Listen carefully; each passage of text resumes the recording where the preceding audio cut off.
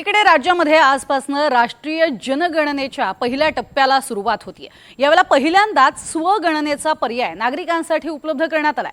हा टप्पा ऐच्छिक असून 1 मे ते 15 मे या काळामध्ये नागरिकांना अधिकृत संकेतस्थळावरून स्वतःच्या कुटुंबाची माहिती ऑनलाईन भरता येणार आहे। जनगणना प्रक्रिया यशस्वी होण्यासाठी नागरिकांनी स्वयंस्फूर्तीने स्वतःची माहिती द्यावी असं आवाहन प्रशासनाने केलेलं आहे। आणि अर्थातच जे प्रामाणिकपणे राहणारे नागरिक आहेत ते आपली ही जनगणना आहे, स्वगणना आहे ती करतील असा विश्वासही व्यक्त केला जातोय।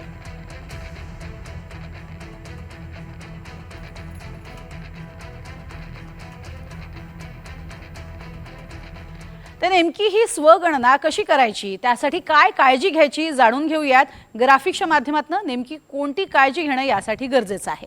संकेतस्थळ आपण बघतोय sensus.gov.in हे संकेतस्थळ आहे। यावरती तुम्ही आधी जा।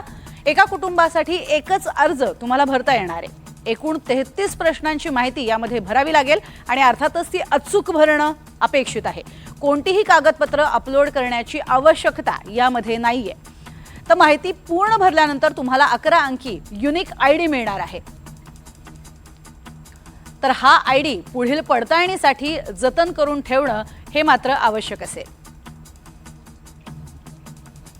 तर नेमकी कोणती काळजी घ्यावी हेही जाणून घेऊयात।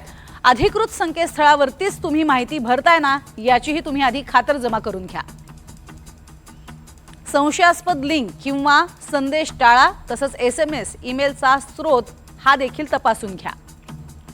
वैयक्तिक कागदपत्र अपलोड करू नका, कारण अशी कोणतीही वैयक्तिक कागदपत्र अपलोड करण्यास इथे सांगितलं जाणार नाहीये। तर 16 मे ते 14 जून 2026 हा कालावधी आहे। घरगणना नेमकी कधी होणार आहे ते आपण जाणून घेतोय। या कालावधीमध्ये आपल्या घरी लोक येतील आणि ही जनगणना होईल। स्वगणना केली आहे याची माहितीची पडताळणी सुद्धा यामध्ये केली जाणार आहे। तर युनिक आयडी दाखवणं यावेळेला आवश्यक असेल, कारण तुम्ही जर स्वगणना केलेली असेल आणि तुमच्या दारामध्ये असे जर लोक आले तर त्यांना हा युनिक आयडी तुम्हाला दाखवावा लागेल।